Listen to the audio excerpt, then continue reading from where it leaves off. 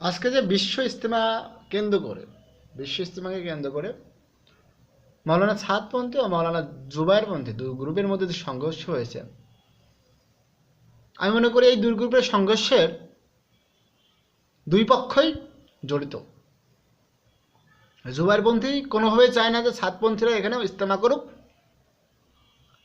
আর ছাদপন্থীরা তো আগে থেকে ইজতেমা করে। অতএব গত 4-5 বছর দুপক্ষ বা ভাগাভাগি করে দুই সময়ে ইজতেমা হয়। আজকে যে এই যে হত্যাকাণ্ড, এই যে ম্যাসাকার হলো, সম্পূর্ণ দায় দুই পক্ষের। তারা দুই পক্ষই অনর, দুই পক্ষই সমানভাবে দায়ী। মাপকাঠি বেশি কম বেশি থাকতে পারে। এখানে সরকার কোনো কিছু করতে গেলে সরকারকে বলবে ট্যাগ দিবে ইসলাম বিদ্বেষী অমুক তমুক, কিন্তু আমাদের যে প্রবলেম সেটা আমরা নিজেরা টেবিলে সমাধান না করে আমরা রক্তের মাধ্যমে সমাধান করতে আমরা পছন্দ করি। আমরা উস্কে দিতে ভালোবাসি। এই উস্কে দেওয়ার কারণে আজকে 3টা লাশ আজকে পড়ে দাও।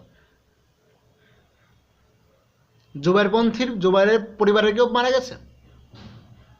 জুবাইরপন্থী বা ছাদপন্থীর যে মূল যে কমিটি, পরিচালনা কমিটি বা পরিচালক কমিটি, এখানে কেউ মারা গেছে? যায়নি। সাধারণ মুসল্লিদের মারা গেছে, যাদেরকে ব্রেন ওয়াশ করা হয়েছে।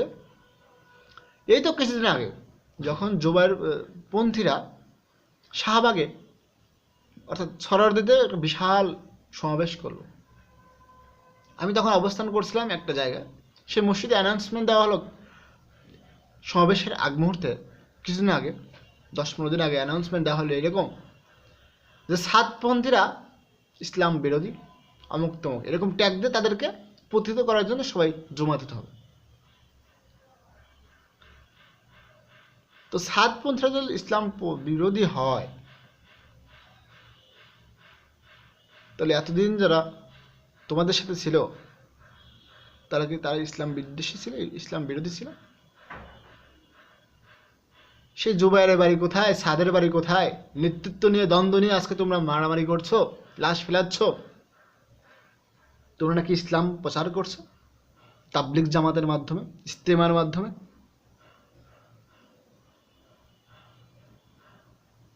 আজকের এই কর্মকাণ্ড ধিক্কার জানাই তোমাদের, ধিক্কার। আমাদের সবাই সচেতন হওয়া উচিত। বাঙালি সচেতন হবে না, বাঙালি অতি খারাপ, বাঙালি অতি খারাপ। এই বিএনপি, আপনি জানেন এই বিএনপি লাস্ট 16 বছরে এই বিএনপির উপর কত নির্যাতন হয়েছে, কত অত্যাচার হয়েছে। লক্ষাধিক নেতা জেলে ছিল, লক্ষ লক্ষ মামলা, গায়েবী মামলা, অমুক মামলা তমুক মামলার শেষ নেই।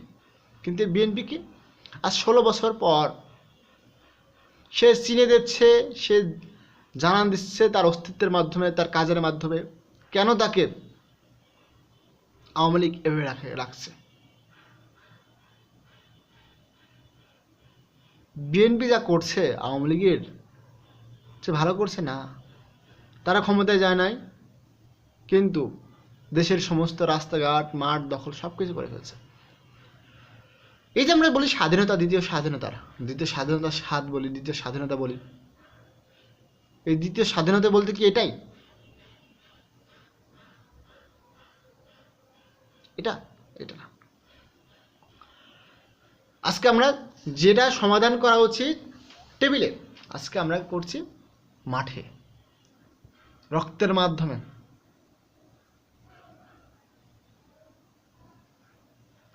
খুবই ধিক্কার জানাই, খুবই দুঃখজনক।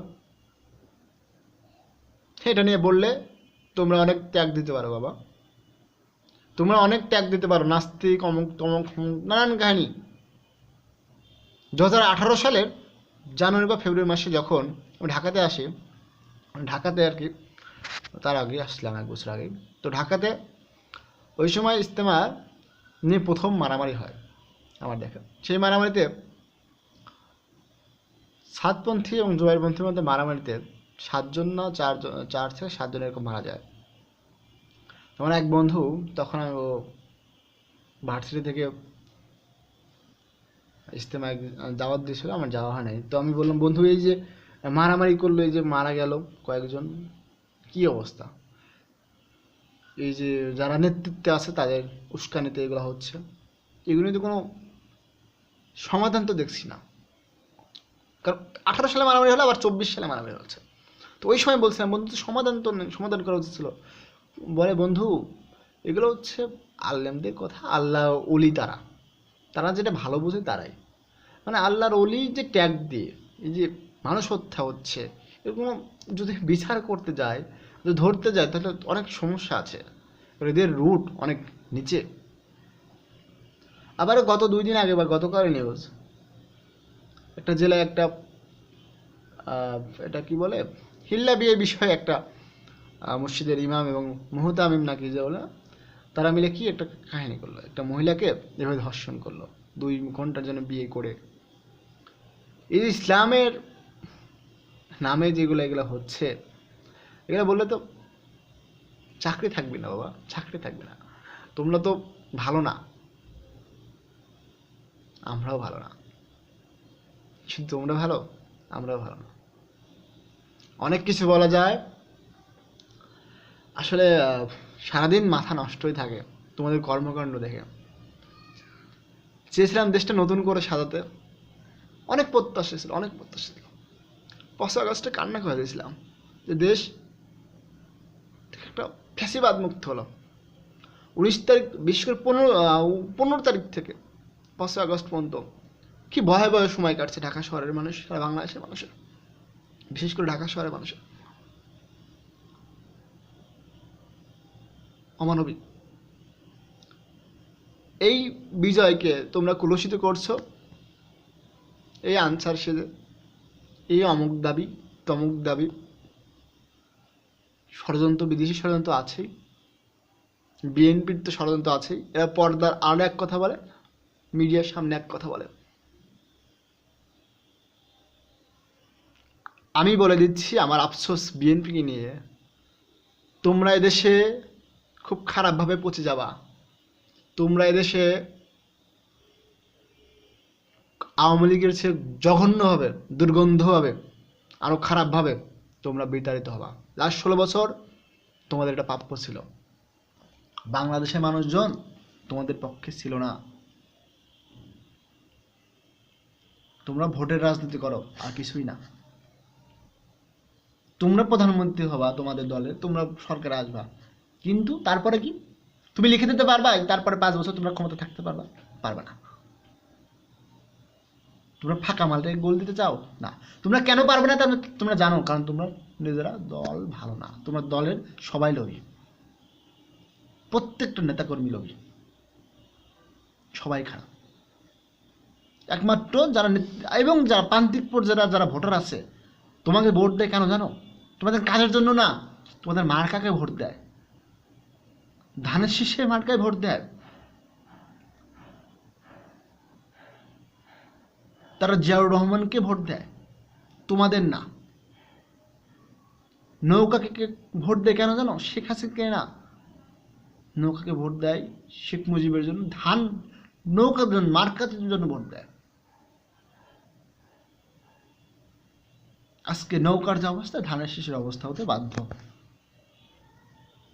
তোমাদের কর্মকাণ্ড তা প্রমাণ করে।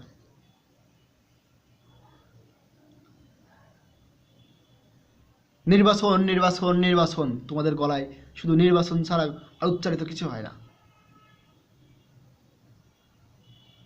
একটা মানুষ, একটা দল, একটা ক্ষমতায় তার কাজ করছে, তোমরা বলছো কি কয়েকজন মিলে টেবিলে সংস্কার করলে হয়ে যায়? আরে বাবা, সংস্কার তো করছে যারা এক্সপার্ট, যারা যে বিষয়ে এক্সপার্ট। 21টা না 30টা কমিশন গঠিত হয়েছে।